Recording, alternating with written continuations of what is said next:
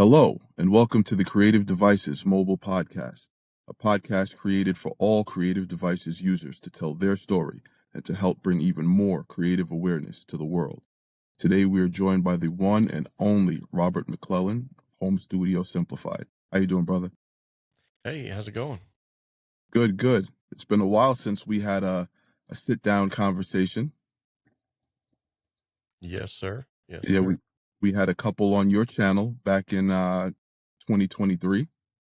hmm That were good. It was good. I think there were a lot of comments. People had a lot of questions, and that's why we ended up doing the second one. And we kept talking about having another sit down, and now we finally get to do it. So Yes. tell us, man, what's been going on with you? It's the grind, brother. Making content rather, and chasing down comments on the channel and trying to keep everything at bay. The thing is right now, like the whole creative world is kind of in a tizzy because there's so much coming at us all the time, brother. I mean, it's like different apps are coming up every day, different programs that you could use every day is like coming out. It's almost like overkill sometimes. So just trying to sort of navigate through all that and keep up with some content that I feel like would be not only stuff that I like to do, but also stuff that I feel like my audience could actually, gain something from. So Okay. Well, I'm sure a lot of people know who you are. You've been in this game for quite some time, but for those who don't know who you are, please just tell us about yourself and what do you do? sure. Yeah, my name's Robert McClellan. I'm based out of small town Seymour, Indiana in the States. And I've been a music lover for my whole life. I've been actually like a producer slash engineer slash mixing engineer slash um, multi-instrumentalist for over 20 years. And I just love music. I love helping people make their music sound better. And so what actually spurred everything on with the channel was I started writing and producing my own music, started letting some friends listen to it. They were like, hey, this is some pretty good stuff. Could you do the same for me? I sat down with a couple of individuals. We recorded some stuff. It come out halfway decent. Back then I wasn't quite up to speed as where I'm at now, but that's the learning process. And what I found out was there's this sort of like reoccurring questions that kept coming up. Like, how do I mic up an acoustic guitar? What's a compressor? How do I use this in mixing? How do I use this in recording? And rather than, spend all that time explaining to these people the same things that I was explaining to the other person that had just asked before, I thought, well, maybe this would be a good opportunity for me to just sort of create some kind of content around this and, like a video. And at that time, YouTube it was pretty hopping. I mean, it's still pretty hopping now, but back then it was really starting to come into things. And I thought, well, this would be a perfect platform to do it on. It's free. I can record it, throw it up there, and maybe send this link to my friends who are wanting to know this. And to my astonishment, it was more than just my friends or my mom that was watching this stuff. Mhm. So um, the beautiful thing that I immediately ran into was the sense of community, which is, if anyone has ever visited the channel during one of our live streams, that's something that I'm very, very big on, is that community aspect of things. There's something to be said about real musicians in a room playing with one another, feeding off of one another's Mhm. energy. And I wish we could kind of go back to those days sometimes where that was more readily available. But the closest thing you can get to that on the online world, in my opinion, is like live streaming or, situations like we're doing right now. And that is sort of where my jam is at. I love being able to take on questions live in the moment. So we did a couple of years ago, along these same lines, we did what was called it was called like the rocket fuel class. I forget the exact name that I had dubbed all this as, but basically individuals had signed up for a live stream where they could come and watch me mix a song step by step. And during that time, they could then ask me questions like in real time, like, hey, why did you just adjust that EQ at 65 hertz or 85 hertz? Like, why are you putting a compressor on this? And immediately what I found is I was like, this is super cool. So, if you go all the way back to me just uploading a few videos to my friends and trying to help them out, to today, there's thousands of people that are stopping by the channel daily and getting information that is helping them to create better music. And we've seen this actually from the live stream. So every month we have it used to be called a song contest, because I actually was putting all kinds of effort into like chasing down brands and getting um, like free plugins and free items and stuff like that. And I really had to put that on hold because it was just becoming too much as a solopreneur. And so what I ended up doing is it's now more of just a monthly listen together. And the whole community aspect is still there. Like, I thought people were going to go away because there wasn't free stuff. They weren't going to win prizes anymore. And what happened is actually more people came on board just so they could share their music with the rest of the community. And the cool thing about it is, like, so you'll start at the beginning of the month, submissions open, and anybody can upload songs. There's a few criteria. I don't allow anything that's got any kind of like profanity or vulgarity in it. I like to keep my channel as, kid friendly as possible. And myself too, as a Christian, I want to make sure that I maintain those same standards across all the social media platforms that I adhere to. I don't want to be given a bad representation of Christianity as well. And so I've not had any problems with that whatsoever. Like, there's maybe been 2 people in the last 3 to 4 years that have uploaded something that it goes through a screening process. And I just had to politely tell them, I'm sorry, it doesn't match the criteria. If you want to record a radio friendly version of that and send it in, that's fine. But what we've seen is, so there's a couple of individuals, I won't mention any names because I don't want to hurt anybody's feelings if I don't mention theirs. But there's a couple of individuals in particular that have really, like, when they first started posting songs to this was back during the whole COVID thing. So I was kind of trying to create this sort of like gap in between, like, we can't leave the house, we can't go out, but we're still wanting to communicate with people. And so I was like, I started doing these live streams then as a song contest, and these couple of individuals started uploading songs, and they were even emailing me beforehand. They're like, I'm terrified to release this into the world. I don't even know, like, are you going to be mean about this? Are you going to like, how are you going to critique this? And that's always kind of how I put this out there, is that it would be like feedback for your music. And what they come to find out was that it's a safe space. The channel is a safe space for you to upload music, get some good feedback, but constructive criticism, not, people jumping in there and bashing you and making fun of what kind of gears you're using or what you don't have. And so these 2 individuals that I'm thinking of just off the top of my head, there's many of them, believe me, but these 2 in particular, they started out, they posted songs, and they were pretty decent. They still needed some help. And that's exactly what I would do on the channel. I would say, hey, this sounds really good, but you could be taking advantage of some painting options. Like, you have a wider stereo field that you're not taking advantage of. Or maybe like it's too bass heavy. And at first, like, a lot of people were using, I believe it's Ozone for mastering. And they were using the widening button on that so much so that it was just killing the bass completely. And so I could call it out. Like, I was just pretty much I was like, you used Ozone, didn't you? And they're like, how did you know that? And I was like, well, your bass is not defined. It's kind of, it feels too spread, and you want your bass to be like right up the middle, a mono signal. And when you try to split that up, it causes all kinds of issues. So as we worked through that, now they're posting stuff, fast forward a couple of years later, they are posting stuff that I guarantee you, like, this could be on movies. This could be on the radio. This stuff could be like top 10 hits. And it sounds, I hate to even say this, but sometimes it's like, it sounds better than the mixes that I'm putting out. So I'm like, wow, these guys are, not only are they getting better, but they're going far above and beyond. And of course, none of that would have been possible if I hadn't put myself out there, if I hadn't tried to help somebody. And I think that's what I kind of want to bring this back around to before we get to the next question is, if you're listening to this and you're maybe on the fence about, should I start up this guitar training class? Should I start up this business class? Whatever it might be.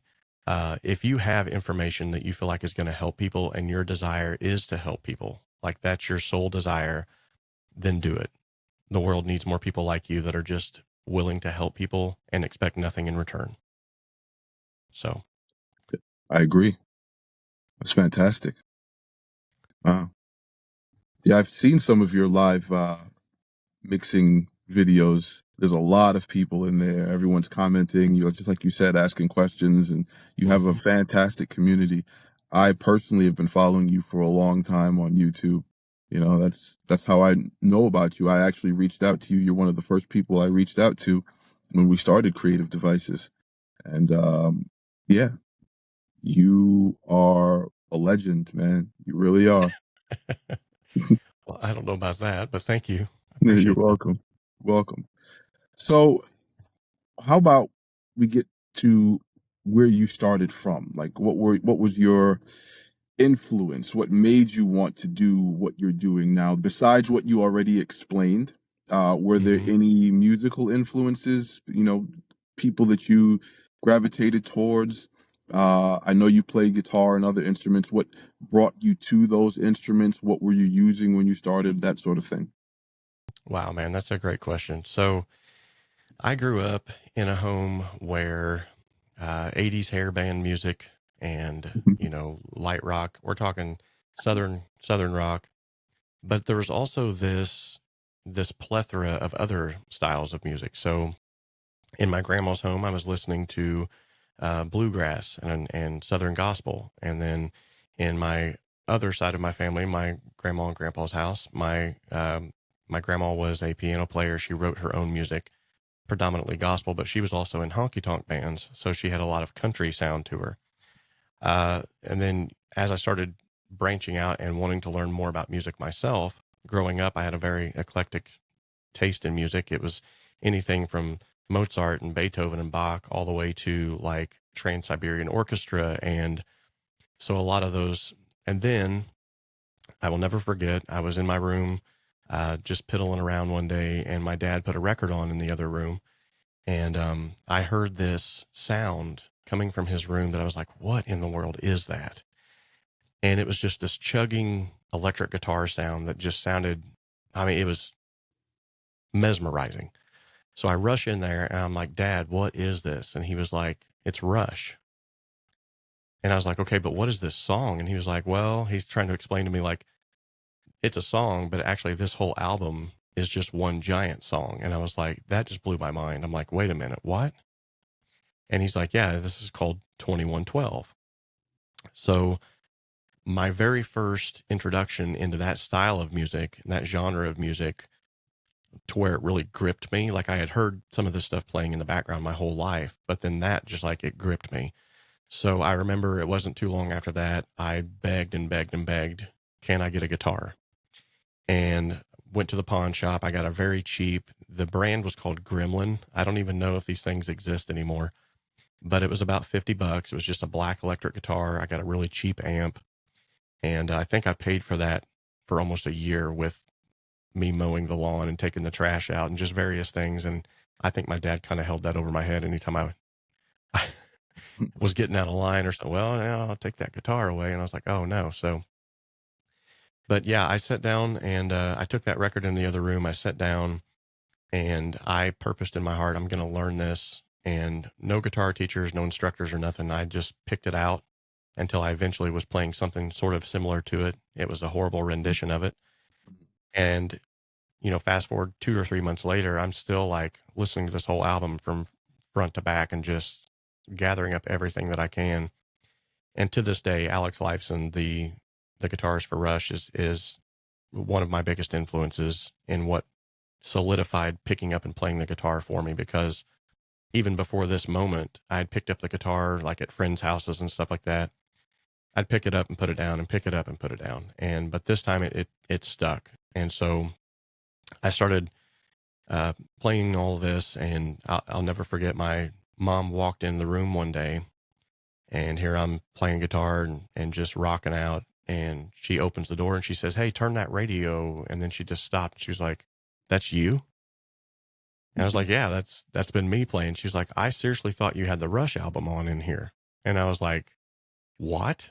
And it finally like dawned on me, like I might be getting halfway decent. And then of course, for any guy that's listening to this, um, the appeal of the guitar as well. if you go to a party, and this is when I was younger and dumber, so I was doing all kinds of stuff I shouldn't have been, but I went to this party and immediately realized like this guitar like gets chicks. So that was another side benefit for it. I was like, okay, so that's really what solidified me into like, okay, the guitar is going to be my instrument of choice. And then from there, from my grandmother's background, it was she played the harpsichord, she played the pedal steel, she played like all kinds of instruments. And I think it's from her background and from my mother's um, brother. He played trumpet, and there's a lot of musical talent on both sides of the family. And to the point where it was like I started noticing really quickly, like I can pick up an instrument, and this is not me bragging. I'm just saying this is just who I am. But I can pick up an instrument and give me a few months, and I can pick out something on that instrument, and eventually I will. I may not be able to be, a maestro on that thing, but I can at least use it in a song or pick out a I'll Fly Away or something like that, and I can play it for you. And so that's kind of where it all started though, musically for me. And then from there, like, fast forward me meeting my wife, she gets in the car for the first time ever and my playlist is playing and she's like, just slowly turns and looks at me and is like, what is going on? Because I mean, it was everything from like bluegrass to Christian rap to like funk to gospel, back to Mozart and Beethoven and Bach. And like, she was like, you are all over the place. What is going on here? Which I think it's helped me to become, in my opinion, a better music producer. I have a better ear for music, I think, than someone who's just been locked into one genre their whole life. And it helps me to see too that if someone comes into the studio, for instance, and I say studio, my home studio, if someone comes in here and they're going to record something that maybe doesn't sound like, everything else out there, it's easier for me to kind of pick and see like, okay, I can kind of see where they're headed with this, like what might have their influences might have been, and then to better pick sounds production wise that might help to accentuate whatever they're doing. So that's sort of the background of all of that. And then if you look throughout my adolescent years, I went through this phase where I was in a hard rock, a death metal band. And then I went into sort of more of like a punk rock, pop rock thing. It sort of merged. And then towards the last years of my adolescence, teenage years, I got really into like Dave Matthews and the Allman Brothers and the Grateful Dead. And so like all of the jam bands and the really like 7-minute long solo type bands. And so that sort of landed me to where I'm at now, to where my own music, if you was to listen, if you research Robert McClellan music, you'll see that my own music, it is kind of the same way. Like you can pick out influences from jazz, you can pick out influences from rock, you can pick out all these different influences just by listening to my style, if you want to call it that, which is literally just an amalgamation of that reservoir that I've been putting into my whole life. So, Wow, that's a lot, man. it's a lot to unpack. I'm very, very interested to hear some of the stuff that you've done in the past, as well as the stuff that you've done recently. Please tell me you have some of that old stuff somewhere that we can listen to. I do. I try not to post it online though, because it's not up to speed where I I'm at understand. now. I understand. But yeah, it's definitely out there. There's some people that still have a few of my older recording. I've got stuff on like old cassette tapes from back in the 90s that were recorded in basements that I will forever cherish, but never ever let anyone else hear. I understand. I definitely understand. Well, that's awesome. We know where you got started with your music, and since you're big on recording and technology, and that's what you teach people how to do, where did you get started with that? Like, I know you explained why you did it, but how did you get started? What were you using, etc.? Awesome. Yeah, another great question. Actually dovetails perfectly into what I was just talking about. So typical guitarist kind of, and I think this is across the board, honestly, for guitarists. I don't know if it's that breed of people, so to speak. but we're tinkerers. So if you look at a guitarist, hardly ever do you see him just plugging straight into an amp and being okay with that. Like, it's like, well, what else can I do? Can I plug into this? Can I plug into that? And so I started getting into guitar pedals like way back when, and it was like the really like cheapest of the cheap you can think, which is why I think it led me astray from them for a long time. Like, I would not touch guitar pedals because I thought they were all trash. And now I just never mind about now. I've spent way too much money.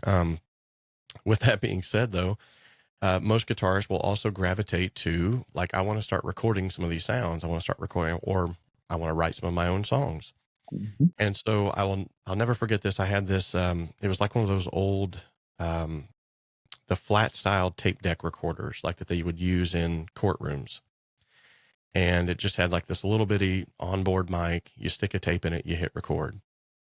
And what I would do is I would sit down with an acoustic or an electric, and I would put this thing, like, just literally like lay it against the amp, and I would record a take. And then I would take that tape out, put it into my radio, stick another blank tape back in that recorder, play the tape, set the speakers next to it and the amp next to it, and try to get a good blend, hit record and play. And then I would play over top of that, which was my first sort of diving into like multi-tracking or overdubbing, if you want to call it that. And so what I noticed quickly was I was like, wow, there's so much you can do just by recording two takes on top of each other. And it opened up this whole world for me where I was like a kid in a candy store, and I'm like, this is like, the possibilities are endless. Yeah. And so that's where some of my first mixtapes, if you want to call them that, actually came from, was me sitting in my bedroom, literally just doing that, taking that tape back and forth until I got 5-6 tracks layered on there. Did it sound good? No, not really. I mean, was it fun though? Absolutely. It was a huge time waster. I loved it. And so start out with the computer era where digital recording started to really pick up. And this was back in the, 2000s when I was really starting to get into that aspect of it. And I picked up my first, it was called Magic's Music Studio. And it was just a really simple, at that time, which I think they've upgraded it now, but at that time it was very simple. I think you could only have like 6 to 8 tracks total. And then I started seeing like, oh, wow, you can get really good sounding tracks and layer those really good sounding tracks. And now it doesn't sound like tape hiss. I was like, okay, so this is kind of cool. And then I can come back and lay down vocals, and I can come back and lay down a bass. I can come back, and I was like, wow, okay. That's whenever I started getting really, for lack of a better word, addicted to audio, because I realized now I can take this, and in a digital world, I can manipulate the snot out of this and make it sound however I want. I can sample it. I can chop it up. I can slow it down. I can speed it up. So it was like a kid in a candy store again. And then over time, I started to get better at it, but I was realizing very quickly, like, this is not easy. And how can I make this sound like the stuff that I'm hearing on the radio? And like, what are they doing that I'm not doing? So I started researching, famous producers and famous mix engineers, and how do I get in touch with these people, and how can I get trained to be able to do this like full time? This would be awesome. And sadly enough, I still have not reached full time, but at the same time, I'm still doing something that I love to do, and it's a great side hustle. But there was an epiphany moment for me where I got a couple of really good sounding tracks from a unit that was called the Boss BR800. And this is just like a multi-track, take along with your recorder. You can plug in microphones. You can plug in, it's got built-in, like all of the built-in Boss pedals are basically in this thing. And it's got 8 tracks. It's 64 if you take all of the virtual tracks. And I wrote, produced, released. This one actually is out there. You can hear it on YouTube now. Please don't. But anyway, it was one of my first songs that I ever released from the Boss BR800, and it was called No Other. And so put that out there, got a lot of good feedback from it. Friends and family were like, this song it sounds really good. And I was like, okay, but now I need to let people who are not subjective listen to this. People that don't have friend ties or Mm. And that's when I kind of got crushed, because then I was letting, people that I didn't necessarily uh, hang out with every day. Like, what do you think? Well, the bass is kind of flabby. The instruments sound like they're all fighting for attention. Your vocals sound nasally. And I'm like, oh my goodness. And me being the kind of person that I am, like, yeah, it was hurtful, but at the same time, I'm like, thank you for being honest. Like, Mm. that's what I wanted. So I just kept trying and kept trying and kept trying. I ran into a few individuals online. Graham Cochran from the Recording Revolution was a huge influence in my earlier years. Joe Gilder from Home Studio Corner. Love those two guys to death. They're just awesome people, awesome Christians. And then I started finding out about people like Warren Hewitt. And here I was like, man, this guy's like a multi-platinum producer, and he's putting stuff on YouTube now. Like, and I was just soaking it up.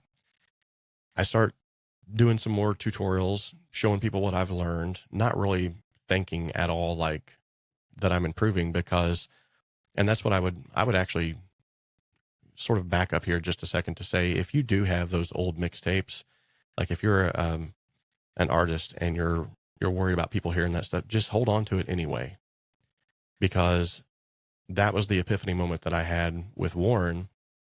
Is during one of his live streams, or it was a video or something, he talked about how he had still had all of his old records that he had created and performed. And he was in a band before, so he had some of those old mixtapes even.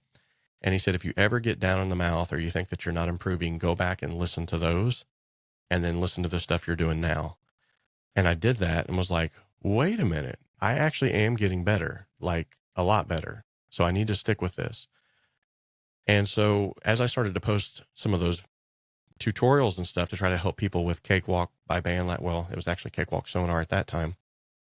I started getting a lot of feedback from that. And a lot of people were saying like, this is really helping me, which that made me want to then do more.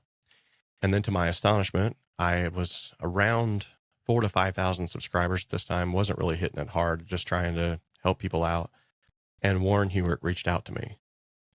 And he was like, hey, Robert, listen, I've been listening to your stuff. It's really good stuff.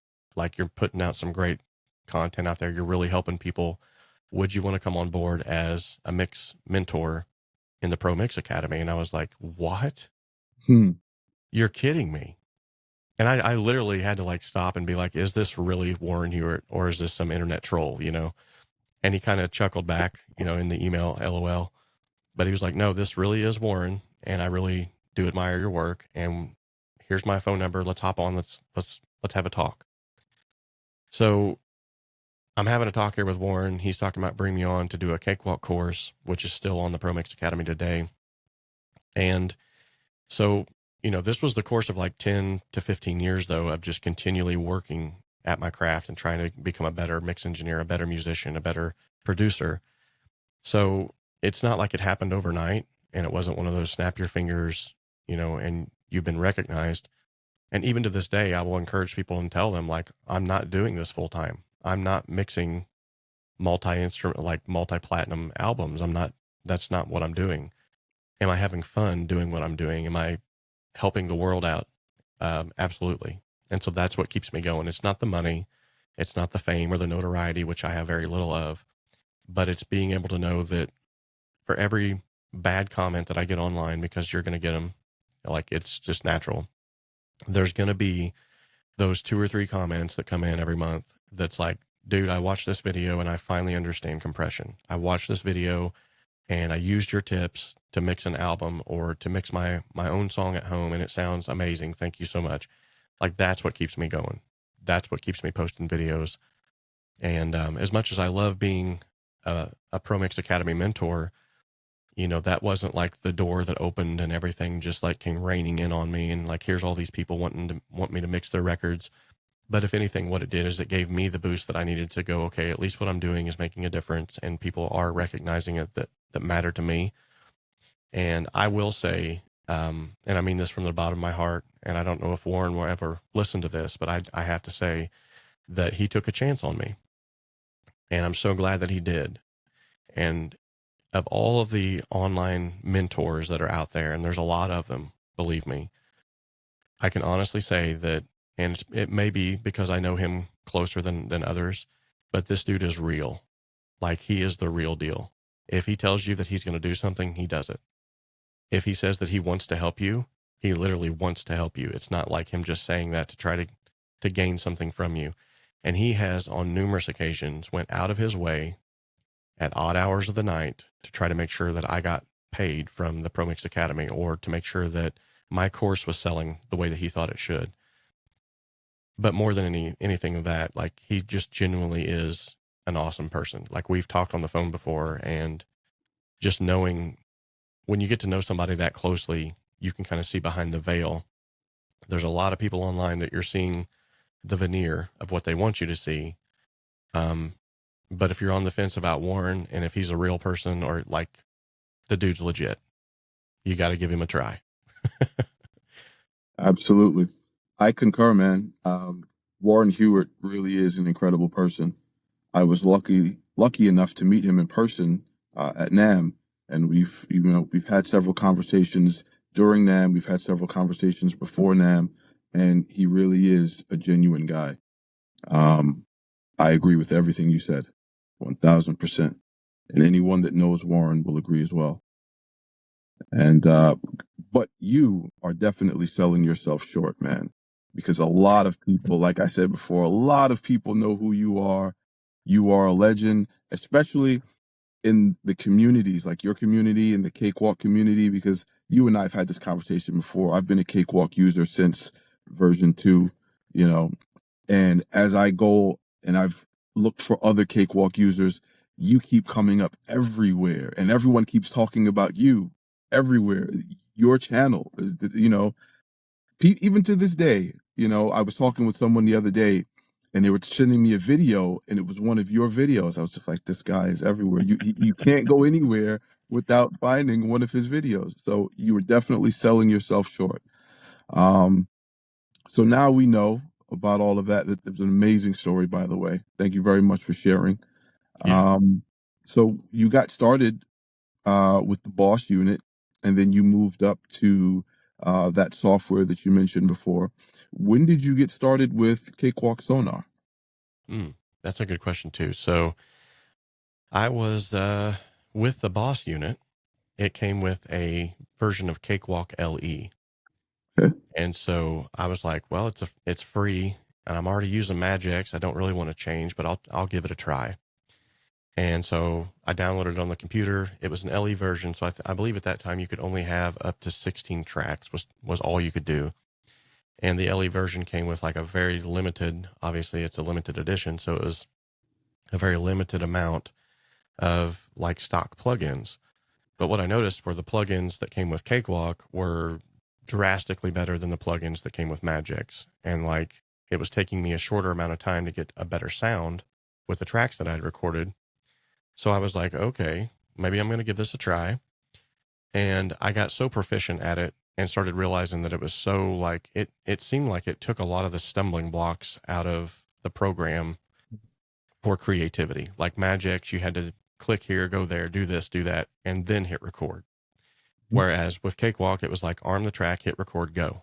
And so if you were trying your best to harness what little bit of, intention that you had, or whenever you felt inspired, like, I need to get this down now, there was no tripping over all this stuff to try to actually get that track down and then losing the inspiration.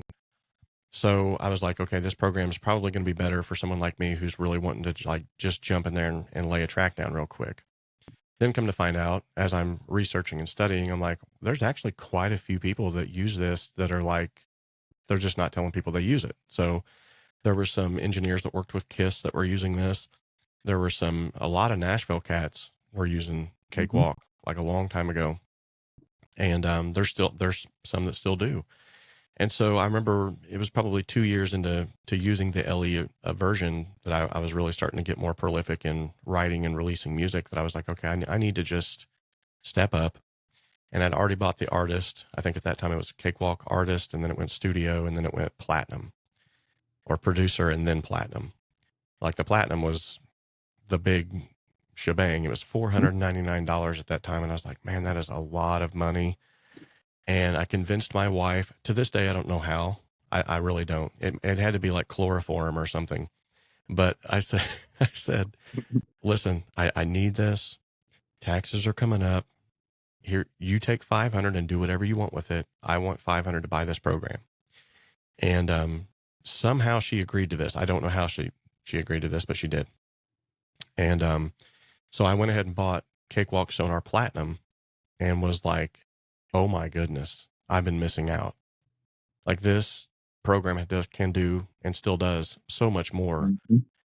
And then the cool thing is about it, like, as you're making this journey and you're using whatever tools are available to you, like, I didn't realize that I'd landed on something that was really solid and amazing until I started talking to people that were predominantly Pro Tools users.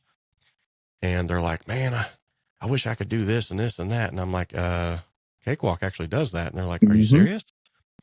Well, I wish I had ARA integration. Well, guess what? Cakewalk's had that for like 20 years. What do you mean?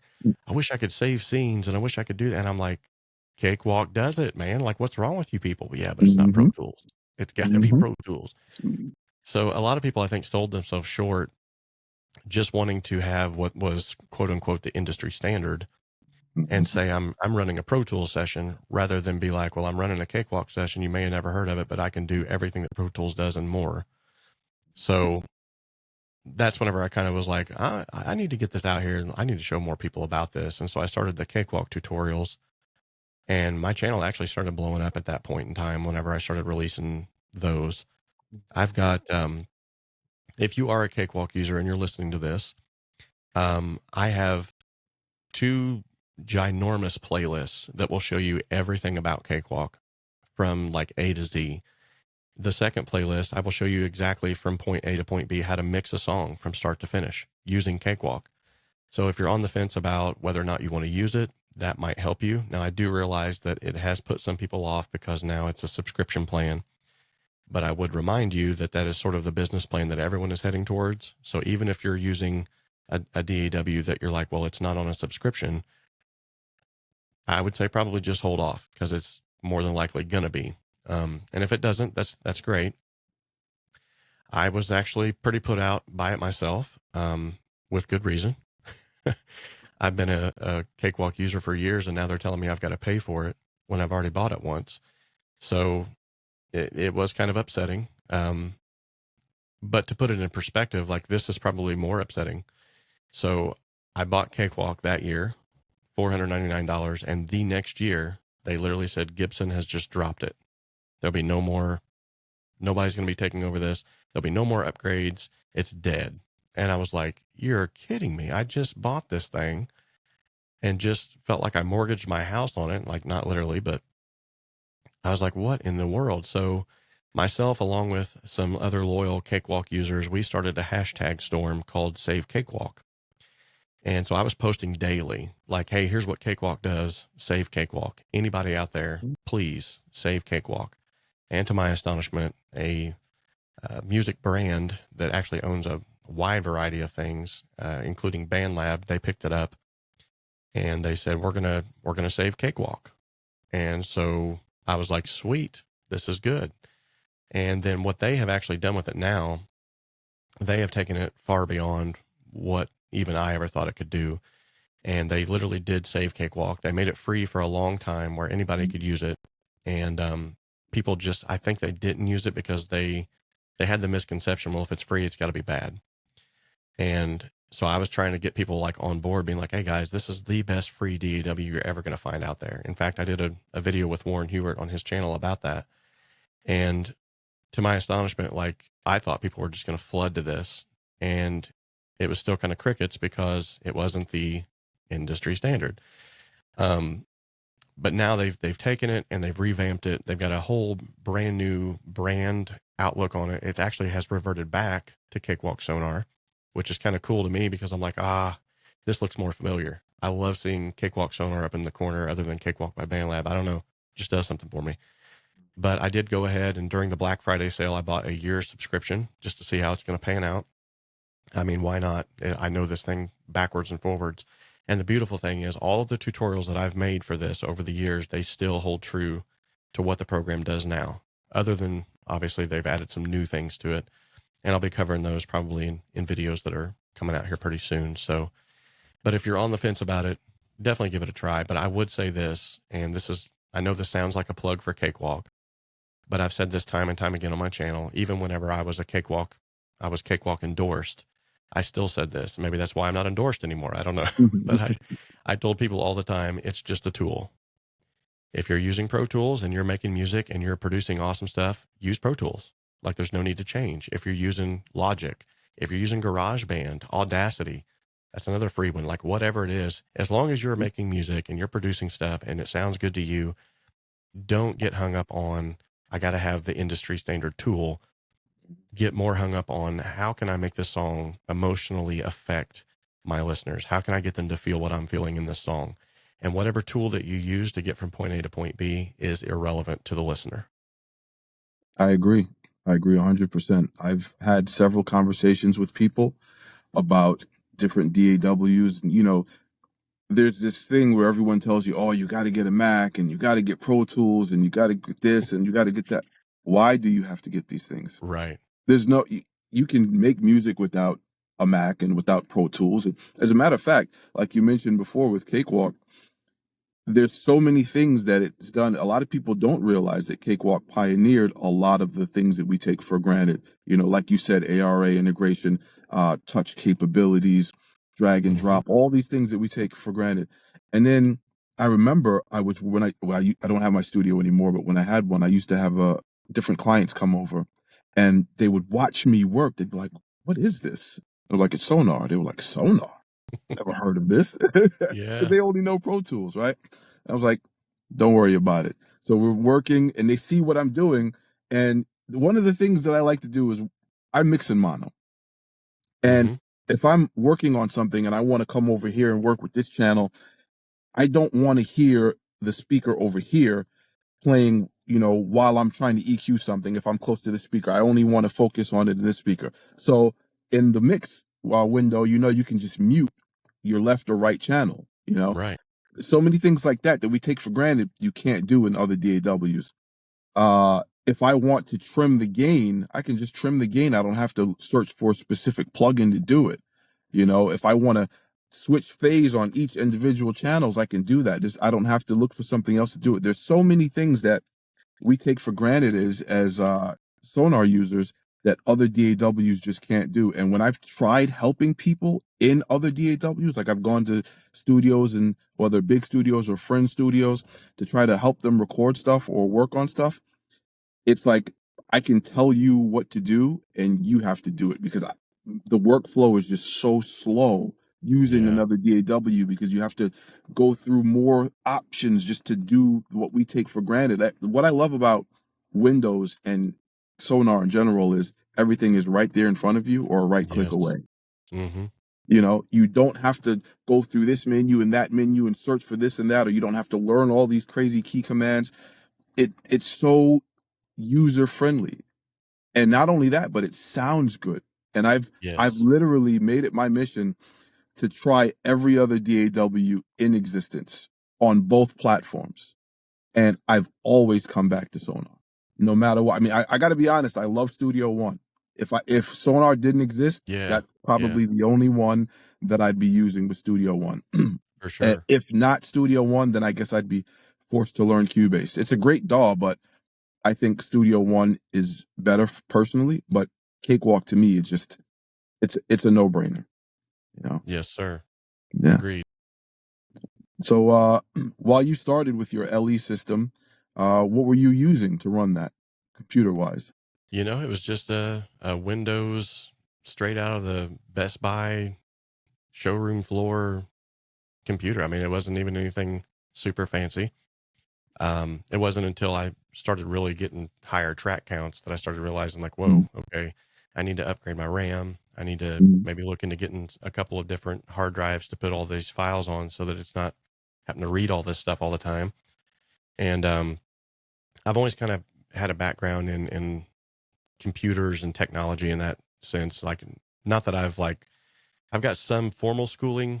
I think I've got like 16 credits right now in informatics and forensics, digital forensics, but it's nothing like that I could write home about.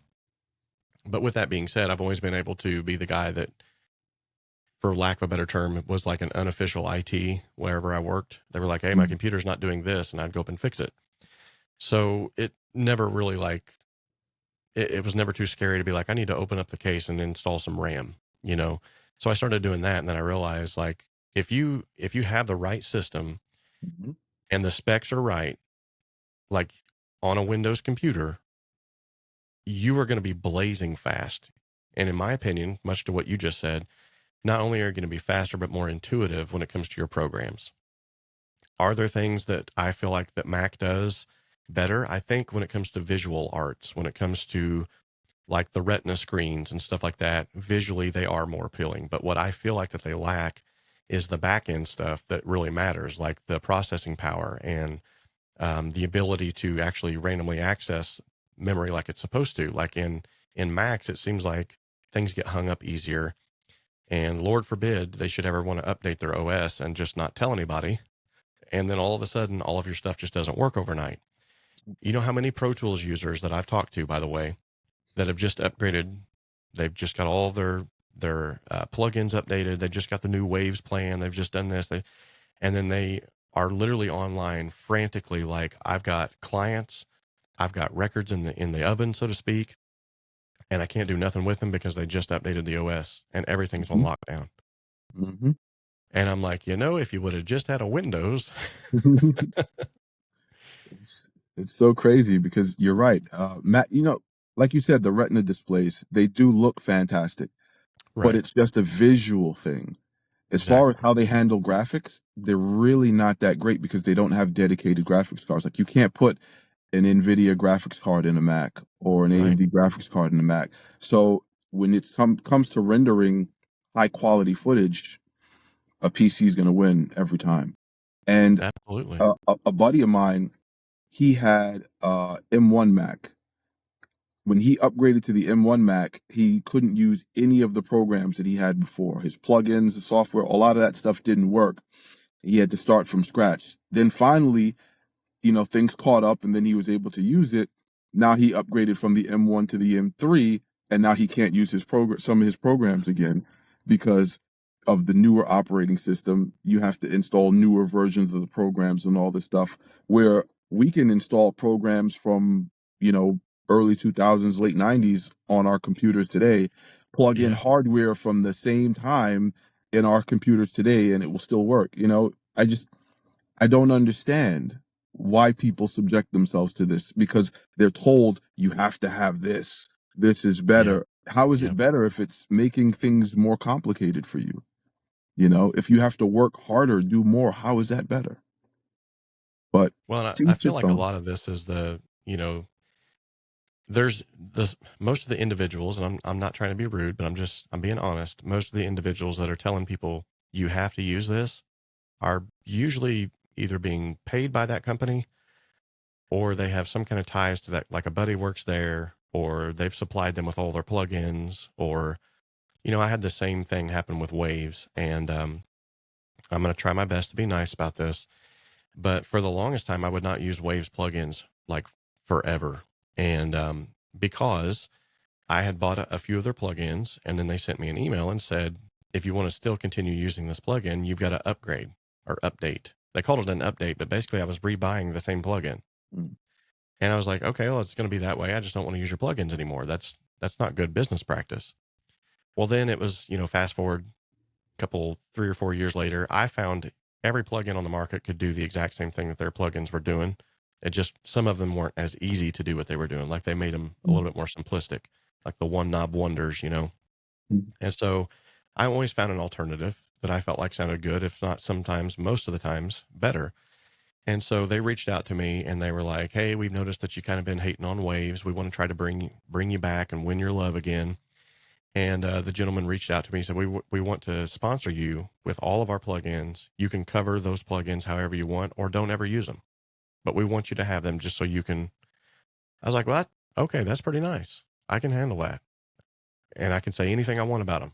Absolutely." So I started using their plugins again, and I started noticing within the community, people were like, "There's no way I could afford that plugin," or "There's no way I could afford to update my plugins." And so now I kind of felt bad because like, well, I'm on the easy street because I've got a perpetual license that lasts forever to all of this stuff. And So it almost like they were trying to make you be that guy that says, oh no, these are the best plugins ever. You know, you got to use them. But what happened is whenever they came out with their newest subscription rollout, after they just told everybody to upgrade, all right, everybody, shell some money one more time into these plugins and upgrade them and update them. And then like a week later, oh, by the way, now you've got to pay for them all monthly on top of that. I was done. So at that point, I made the video, which they actually threatened me with legal, which was, I thought, kind of childish. You know, we do have a First Amendment right in America still. And we can say whatever we want to say, especially if it's in our contract that we can do so. But I made the video basically saying how I was done with Waves. I was appalled at the fact that they just treated all of their customer base like that. The guy gets a hold of me. He's like, well, we're taking all your plugins and you better take that video down or we're going to take you to jail. And I'm like, no, you're not. You can't do that. I was like, you can have your plugins. It's fine. I don't need them. But you did say I could say whatever I wanted. And I don't feel that whatever you just did, whatever that little fiasco was good for your customer base. And they lost a ton of customers because of that. Have they revamped since then? Maybe. I don't know. But it allowed us as users to see sort of behind the veil to see what they were really like behind the scenes, which was they're more about money. So I said all that to say, you know, just because everybody in the world is telling you got to use Waves plugins or you got to use Mac or you got to use 9 times out of 10, not with everybody. I mean, some people, it might just be a preference for them and they want to share that preference with you. But for the most part, if it's online, if it's people who run communities or host, you know, studios or whatever it might be, 9 times out of 10, there is some kind of underlying reason why they're wanting to you to use that. And as someone who's been on the other side of that, where the contracts are being signed, 9 times out of 10, it's because they have to tell you that. And if they don't, then they get all their freebies taken from them. So just throwing that out there, guys, not trying to throw anybody or any particular business under the bus, but just letting you know, like the next time someone's trying to make you feel bad because you're using something that might be free or that's not super expensive or something that everyone else is using, if you're making good music with it and you like it, that's really all that matters. Like, don't worry so much about what everyone else thinks. You're absolutely right. I agree 1000%. And not to continue to make this seem like a Cakewalk thing, because neither of us are sponsored by Cakewalk, but I think Cakewalk by BandLab is still available for free download. So you should be able to download that and play around with it. And it comes with a lot of amazing stuff inside. And if you like that, that might help you decide to jump the gun and purchase the new Cakewalk sonar, you know? Absolutely. I don't know about you, but I still prefer the way the older one looks compared to the new one. Yeah. The new one, it looks a little sleeker, but it's not quite as customizable as the earlier version was. The earlier version, I mean, you could customize the snot out of that thing. Mm-hmm. So yeah, and there's something about the way it sounded too.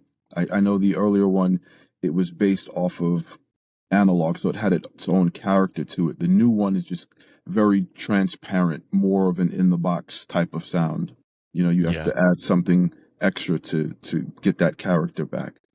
But still an amazing DAW nonetheless. Absolutely. So since we started talking about computers, tell us about your Kreative Devices laptop. But before you do that, tell us about the computer you were using before. Yeah, so before I had a Dell, and it was just a eBay special. And the main reason I wanted it was I was just going to use that sort of as a mobile rig to go and record, whether it be like guitar takes or I always had this dream of, like, instead of just recording an acoustic guitar and throwing some ambience behind it, like, let's take this acoustic guitar, go out in the middle of the woods, record it, bring it back to the studio, and then put it into the record. And I've done that a few times. It is really cool. It's really fun. But having that mobility to do that with a laptop where you can still have sort of your full-fledged DAW in front of you, but out in the middle of the woods is cool. What I noticed quickly, though, was even though it was a Dell that was a little bit more stripped back from all of the programs and stuff like that, I had went through there and optimized it for audio as best as I could. it still was not, it still was not up to speed whenever I started getting into higher track counts again. And then I could not, for the life of me, I could not edit video on it whatsoever. Like, I had to basically, I used DaVinci Resolve, and I'm still using the free version. So until I upgrade at some point in time. And there is a way to set your timeline to like a third quarter resolution or half resolution, to where it kind of makes it easier on the unit itself.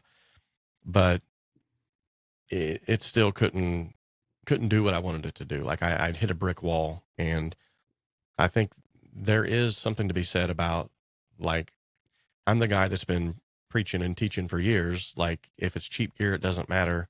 Cheap gear will still get the job done. But there are some things that you do have to kind of pay a little bit more for if you're going to do this professionally, or you want to get the better results, or you have higher track counts, or you want to edit video and not be, really frustrated doing it. So the laptop that I was using before, Dell Inspiron, I think it had 16 gigs of RAM.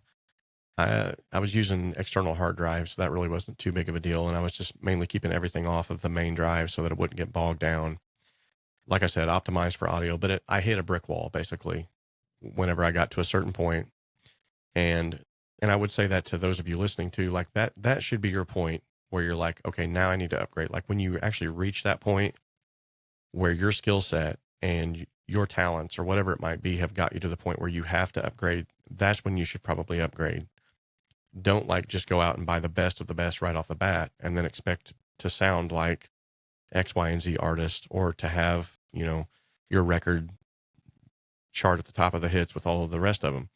Like, you need to gradually work into that. And by putting those hours in, that's what's going to give you the skills that you need to know when you need to actually upgrade. So I had reached the end where I knew I needed to upgrade.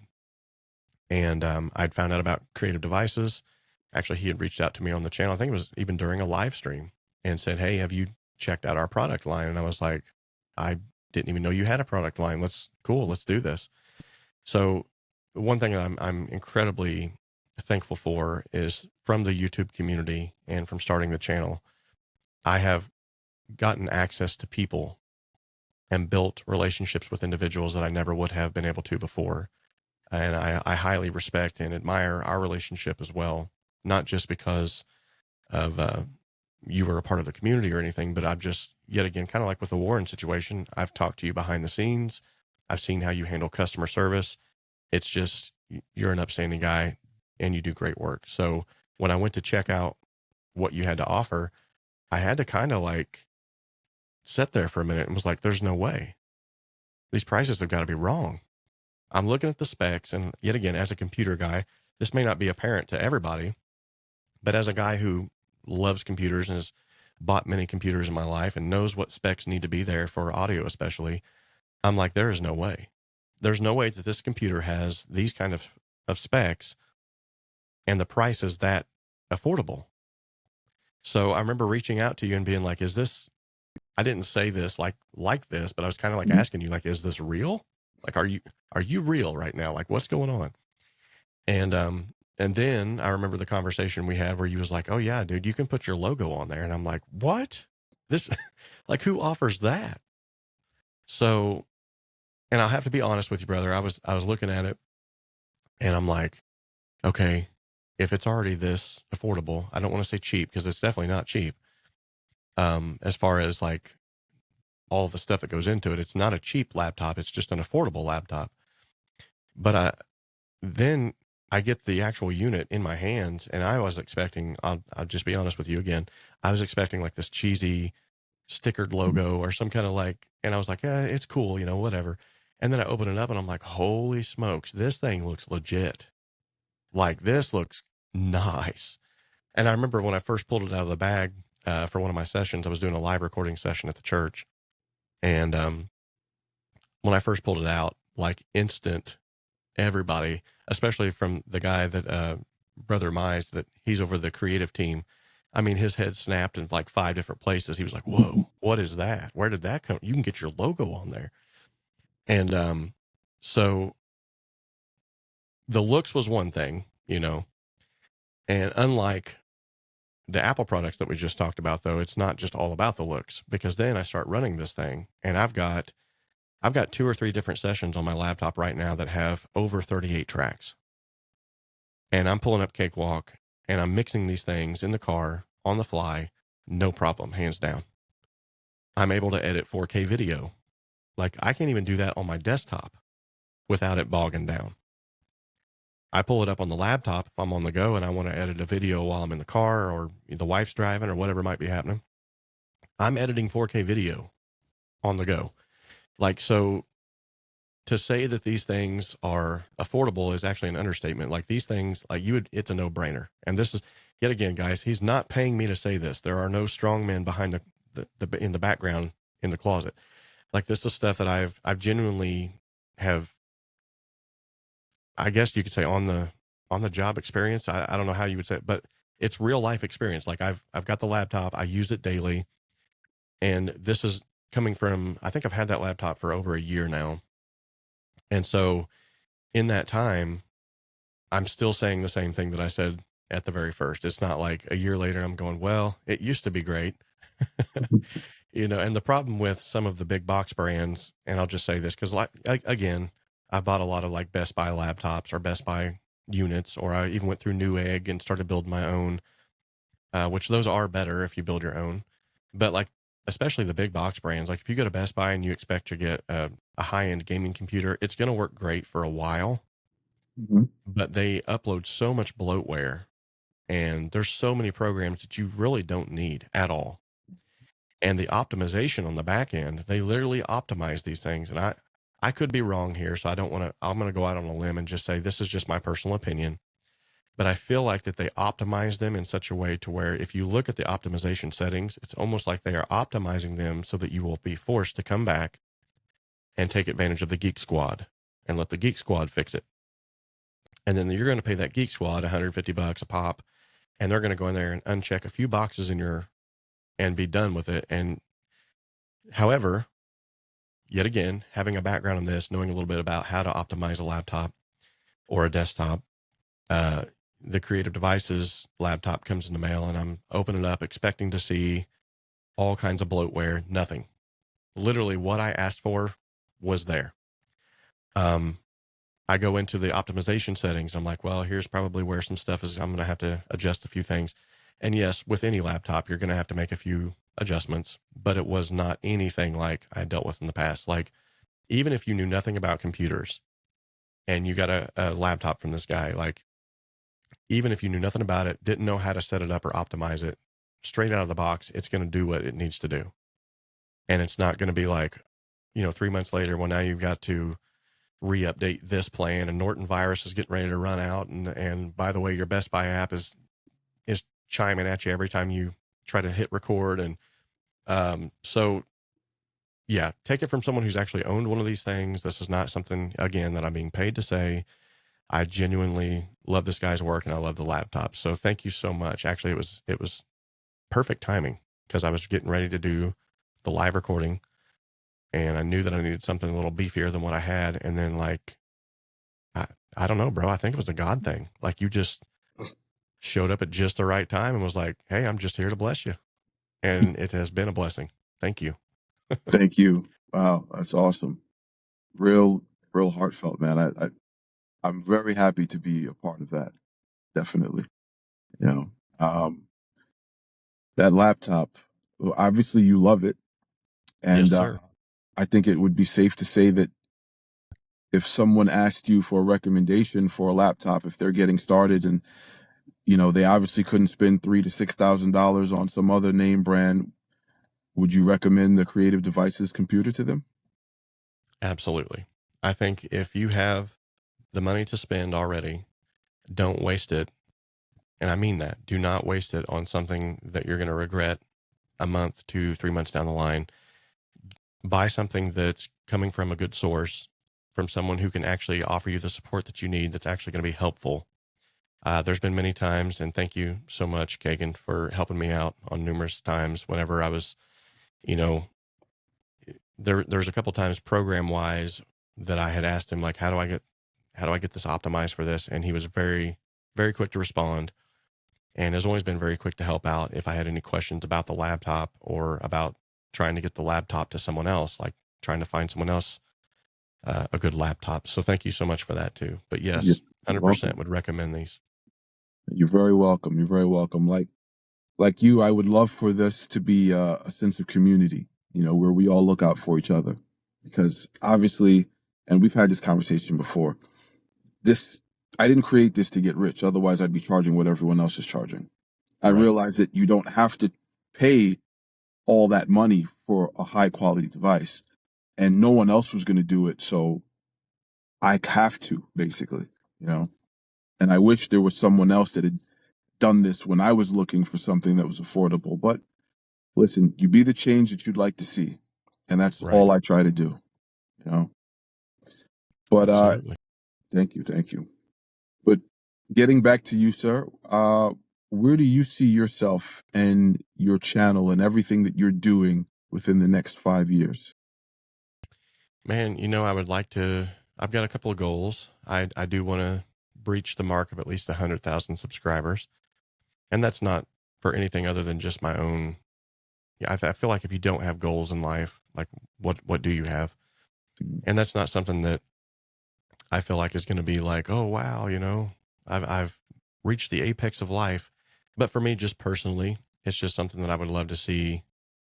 I would love to have that little silver plaque on the back wall that Mm. says that 100,000 people at some point in time have come by, stopped by, and subscribed to the channel. Um, for no other reason other than knowing too that that's 100,000 people that I've possibly helped, and Mm. that that would really do me some good. I would love to, in the next 5 years, be able to reopen the VIP membership. At one point in time, when the channel was in full swing, I had a VIP membership going, a full blown website where I was able to hop on. My work schedule at that time wasn't so strenuous, and so I was able to actually hop on and was able to do more like one-on-one mixing tutorials. And the community back then was really cool too, because we could hop on there at any given time, and I could share a tutorial, but then I could also sort of have banter back and forth with individuals, like, what are you currently going through right now that I can help you with? Mm. And I think I would love to see that reopened. I would love to see. Actually, I would love to be able to release another album. I think that would be awesome. I've released 2 singles already this year, um, and maybe just add a few more songs to that. Put them all on a compilation album at least. And but yeah, I would love to see just the channel move onward and upward. And I'd love to see, and this is wholeheartedly, I'm saying this wholeheartedly, I would love to see individuals like yourself and Warren Hewitt, some of the others within the community. I would love to see them prosper too. I would love to see everybody living their best life, brother. That's what I'd like to see. Thank you, thank you. That's awesome.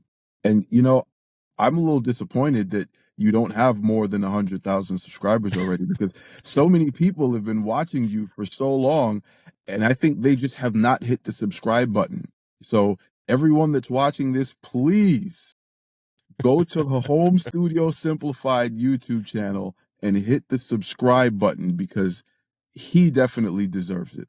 He's been helping us all out for so long. A subscribe is free. So please, let's make that happen. You got a point. You got a Yeah. point there. You know, now I've been asking you all of these questions. I just want to know if you have anything that you wanted to ask me. Yeah, absolutely. So, what does the color blue smell like? You've got me. You've got me. I have no idea. And I Uh, asked that in jest because if any of you have ever watched the channel, you'll know that anytime that I bring someone on to interview them, I always ask them 2 questions, and it's always what I call the curveball questions. And it's hilarious because you'll kind of see them like, oh no, we weren't prepared for this. And I got to share this story real quickly, though. no, of course. And I'm sure you guys have heard of Matt or Applebum. And I probably have not said his name correctly again because he corrected me about 5 times. Incredibly intelligent, incredibly awesome mastering engineer, rather. He's a mastering engineer. This guy has mastered albums that I would only dream. and brought him on the show. We had a great interview. The guy is super talented. He's super down to earth. And when I got to the curveball questions and I said, "What's your favorite color?" And he goes, "Black." I said, "What does the color black smell like?"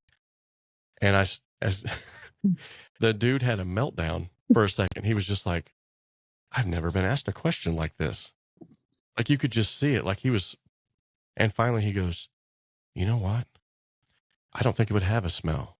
Just like the absence of, he went down this whole, probably gave the most in-depth answer as to why black would not have a smell that I've ever heard in my life.